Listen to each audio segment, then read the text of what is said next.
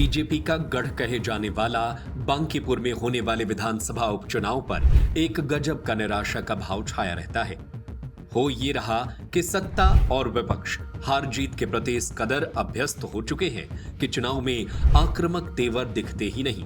पिछले 3 विधानसभा चुनाव को देखें तो सत्ताधारी दल और विपक्ष के उम्मीदवारों की ओर से हासिल वोट प्रतिशत में कोई अप्रत्याशित इजाफा नहीं हुआ। नतीजतन बांकीपुर विधानसभा को सबसे कम वोट पोल वाले विधानसभा क्षेत्रों में से एक माना जाता है। ऐसे में सवाल उठ रहा है कि क्या प्रशांत किशोर बांकीपुर विधानसभा के मतदाताओं की उदासीनता पर आक्रामक वोटिंग का रंग चढ़ा पाएंगे? क्या प्रशांत किशोर बीजेपी के गढ़ को भेद पाएंगे?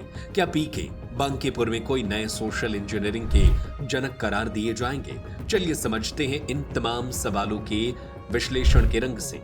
बांकीपुर विधानसभा का चुनाव उदासीनता के रथ पर तो सवार रहा ही, साथ ही विकल्पहीनता इसका दूसरा पहलू रहा। उदासीनता और विकल्पहीनता के रथ पर सवार बांकीपुर विधानसभा हमेशा राज्य के उन विधानसभा सीटों में शामिल रहा जो कम वोटिंग वाले क्षेत्रों में शामिल रहा है। बानगी के तौर पर पिछले 3 विधानसभा चुनाव को देखते हैं। साल 2015 के बिहार विधानसभा चुनाव में बीजेपी के नितिन नबीन ने जीत हासिल की थी। नितिन नबीन को 86,759 वोट मिले, जो पोलिंग वोट का 60% होता है। वहीं कांग्रेस के उम्मीदवार आशीष सिन्हा को 46,952 यानी कुल वोट का 32.60%, तब वोटिंग प्रतिशत 40.24 रहा। 2020 के विधानसभा चुनाव में बीजेपी के नितिन नबीन ने जीत हासिल की थी।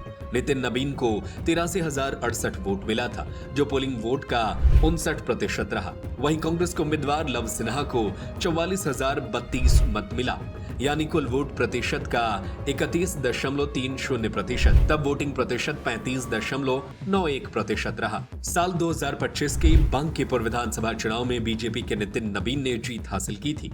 नितिन नबीन को 98,259 वोट मिले, जो पोलिंग वोट का 62% रहा। वहीं राजद के उम्मीदवार रेखा कुमारी को 46,363 यानी कुल वोट का 29.55%, तब वोटिंग प्रतिशत 41.35% रहा। इन 3 चुनाव का औसत निकाले तो बीजेपी उम्मीदवार को कुल पोल का 59 से 62% और विपक्ष के उम्मीदवार को भी कुल पोल का 29 से 32% वोट मिला। लेकिन इससे इतर एक आंकड़ा यह है कि इन 3 चुनावों में कुल वोट का लगभग 40% वोट ही पोल हुआ।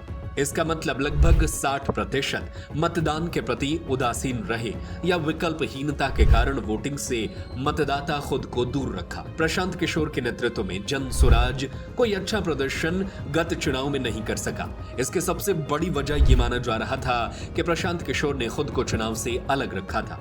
इस बार बांकीपुर विधानसभा उपचुनाव में उतरकर प्रशांत किशोर ने खुद को एक विकल्प के रूप में पेश किया है। प्रशांत किशोर ने उन मतदाताओं के विकल्प के रूप में खुद को प्रस्तुत किया जो न तो बीजेपी और न ही राजद को वोट देना चाहते हैं। प्रशांत किशोर ने अपनी चुनाव लड़ने के कारण का खुलासा करते हुए भी कहा था कि बांकीपुर की उस जनता ने संपर्क किया जो किसी भी हाल में न तो राजद और न ही बीजेपी को वोट देना चाहते हैं। अब सवाल है कि बांकीपुर के वोटरों का जो स्पष्ट विभाजन हो चुका है, वह तस्वीर प्रशांत किशोर के आने से तब्दील होगी। क्या वोट से खुद को अलग रख रहे 60% एक तीसरे विकल्प के रूप में घर से निकलकर बूथ तक पहुंचेंगे? ऐसा करने में प्रशांत किशोर सफल होते हैं तो बांकीपुर विधानसभा उपचुनाव में कुछ अलग चुनावी तस्वीर दिखेगी। प्रशांत किशोर सफल होते हैं तो वर्तमान सरकार से नाराजगी का साफ संदेश भी जनमानस के बीच जाएगा।